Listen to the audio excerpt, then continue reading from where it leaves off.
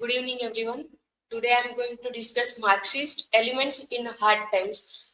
Uh, Personal information, table of contents, introduction of author. He was born on February 7, 1812, and he was also known as Charles John Huffam Dickens. He was English novelist. He was passed away on June 9, 1870. Hard Times was written in 1854 as a critique of industrial capitalism and its social consequence. Charles Dickens observed the harsh realities of industrial towns and reflected them in his work. The novel portrays the struggle of the working class against the dehumanizing effect and industrialization and laissez-faire capitalism. So, what is Marxism? It is a socio-economic and political theory developed by Karl Marx and Friedrich Engels in a mid-19th century. It consists of three main elements: a materialistic concept of history, a critique of capitalism, and a vision for a future communist society. Marxism views history as a series of class struggle where the ruling class exploits the working class. Marx critique capitalism for creating systematic inequalities, argues that it alienates workers from their labors and products they create. He believed that capitalism would eventually be overthrown by the proletariat, proletariat and leading to a classist communist society where the means of production are commonly owned by operated for the benefit of all.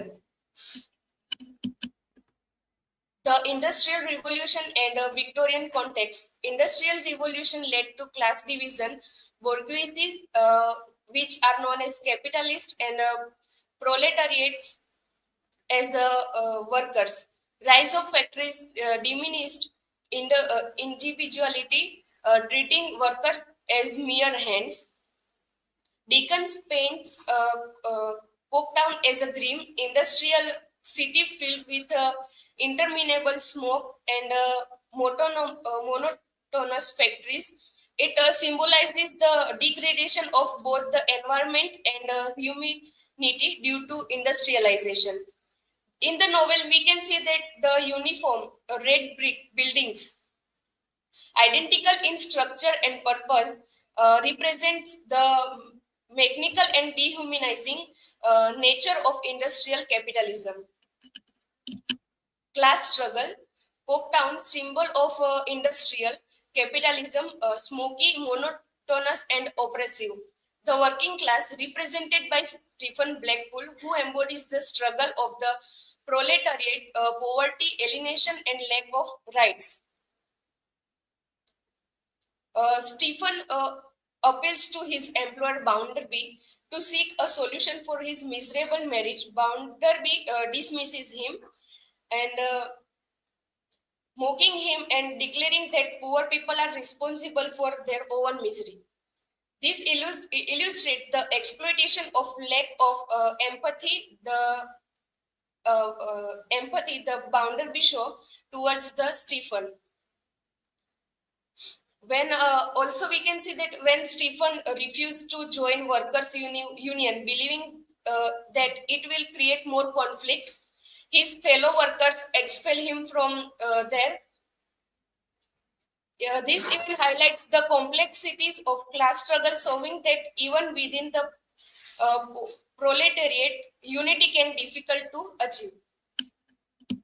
Critique of utilitarianism, a philosophy emphasizing the greatest happiness of the greatest number, often used to justify exploitation.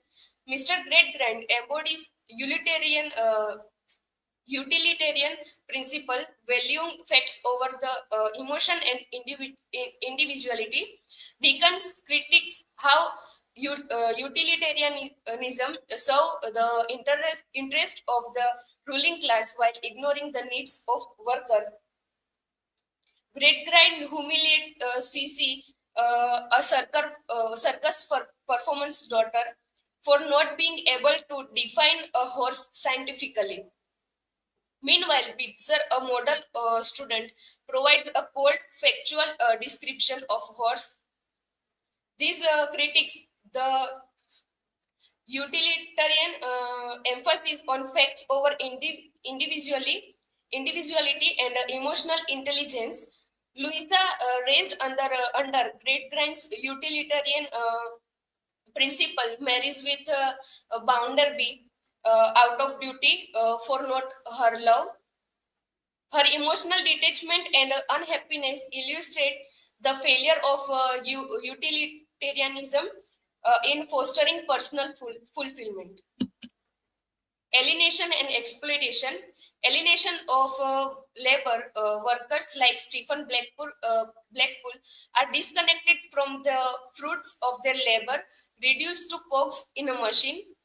Children and adults alike are overworked in harsh factory conditions with the little regard for their well-being. Bounderby dismisses labor grievances, perpetuation the inequality, and dehumanizing the work of the working class.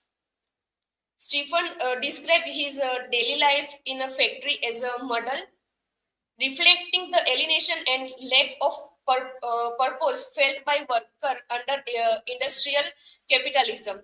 This mirrors Marx theory alienation, where workers are disconnected from the products of their labor and reduced to mere tools.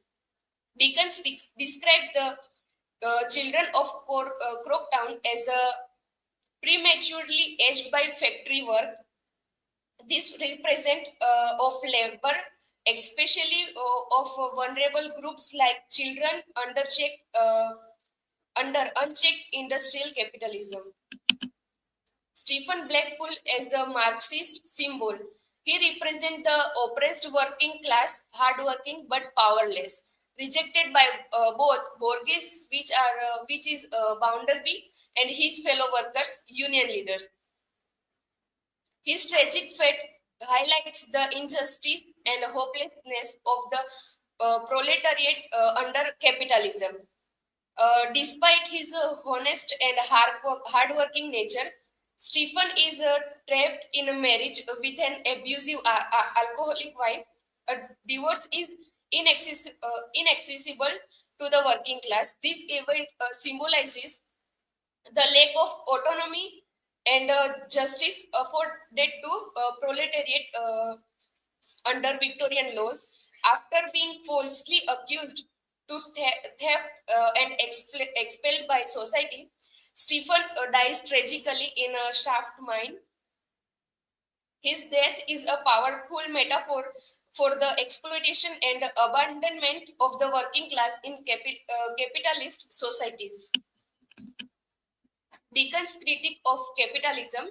Dickens exposes the greed of industrialists who prioritize uh, profit over humanity.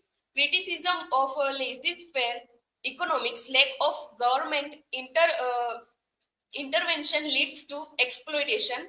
Hard times call for a moral responsibility and social reform, aligning with Marxist ideal of equality and injustice.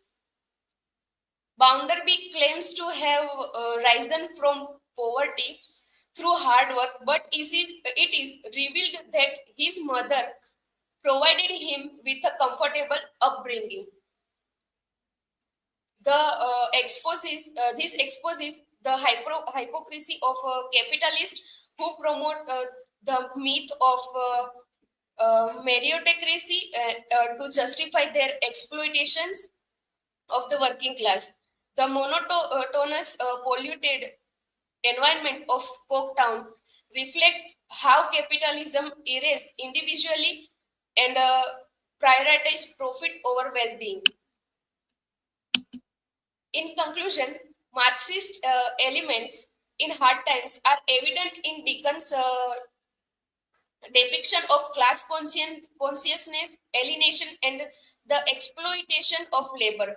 While Dickens does not advocate for a Marxist uprising, his narrative sympathies sympathizes with the working class and critiques that moral and social failings of industrial capitalism. This reflects Marx's belief in the need for workers to recognize their own oppression and act collectively to achieve justice. These are my references. Thank you. If anyone have a question, Yeah, reply in the comment. Thank you.